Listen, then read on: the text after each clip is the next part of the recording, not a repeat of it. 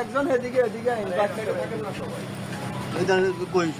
এই সাইডে এই পাশে একজন আসেন না ওটি কই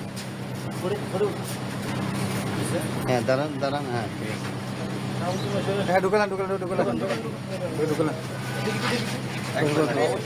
কুমিল্লার কালিয়াজুড়ির একটা বাসাতে মা এবং তার মেয়ের হত্যার একটি ঘটনা ঘটেছে। আপনারা ইতিমধ্যে জানেন ওই বাড়ি থেকে 4টি মোবাইল, কিছু চার্জার এবং একটি ল্যাপটপ খোয়া গেছে এবং আমরা যাকে গ্রেপ্তার করেছি তার কাছ থেকে, তার হেফাজত থেকে এই জিনিসগুলো আমরা উদ্ধার করতে পেরেছি। তার নাম মোবারক, বয়স 29।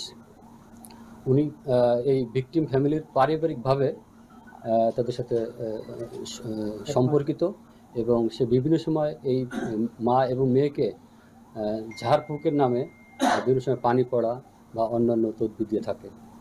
এই অভিযুক্ত মোবারক, সে ভিকটিম ফাতেমা বেগম, তার মেয়ে সুমাইয়া, তাকে ধর্ষণের চেষ্টা করে এবং এটা তার মা যখন দেখে ফেলে তখন ওই রুমে সুমাইয়াকে রেখেই পাশের রুমে মাকে ধাক্কা দিয়ে নিয়ে বেডে ফেলে বালির চাপা দিয়ে হত্যা করে। তার মৃত্যু নিশ্চিত হলে পাশের রুমে এসেও সুমাইয়াকেও গলা টিপে হত্যা করে।